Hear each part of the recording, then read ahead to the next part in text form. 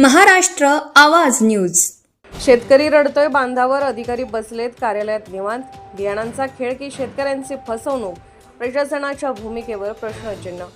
शिरपूर तालुक्यात बोगस बियाणांचा सुळसुळाट, शेतकरी उद्ध्वस्त, अधिकारी मात्र कागदी घोडे नाचवण्यात व्यस्त। शेतकऱ्याच्या कष्टावर पुन्हा एकदा संकटाचे सावट आले आहे। शिरपूर तालुक्यात मका व इतर पिकांच्या कथित बोगस बियाणांमुळे अनेक शेतकरी आर्थिक संकटाच्या गर्तेत ढकलले गेल्याची तक्रार पुढे येत आहे।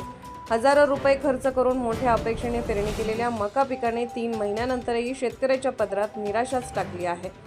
कळमसरे येथील शेतकरी नितीन मराठे यांनीही निकृष्ट बियाणांमुळे मोठे नुकसान केल्याचा दावा केला आहे।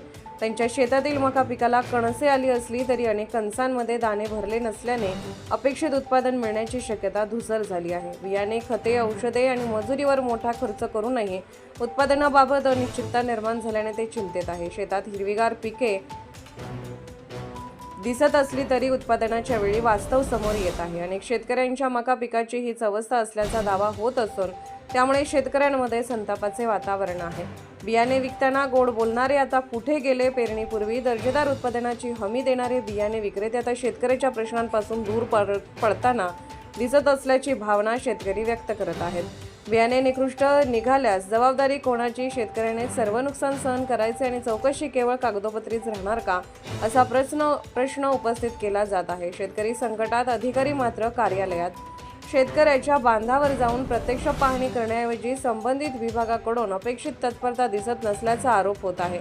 परिस्थिती गंभीर असताना प्रशासनाची भूमिका आणि लोकप्रतिनिधींची शांतता यावरही प्रश्नचिन्ह उपस्थित केलं जात आहे। आम्ही पेरतो, आम्ही खर्च करतो आणि नुकसानही आम्ही सहन करायचे, मग आमचा वाली कोण, असा सवाल शेतकरी उपस्थित करत आहेत। शासनाने या प्रकरणाची तातडीने चौकशी करून संबंधित बियाणे कंपन्या, वितरक आणि विक्रेत्यांची जबाबदारी निश्चित करावी। प्रभावित शेतकऱ्यांच्या शेताचे पंचनामे करून त्यांना योग्य नुकसान भरपाई द्यावी अशी मागणी जोर धरत आहे।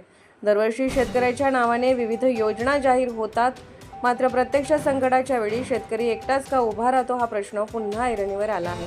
शेतकऱ्याच्या घामाचा हिशोब मागण्याची वेळ आली आहे। आता केवळ आश्वासनांची नव्हे तर ठोस आणि प्रभावी कारवाईची गरज असल्याची भावना शेतकऱ्यांकडून व्यक्त होत आहे। Subscribe now and press the bell icon. Never miss an update.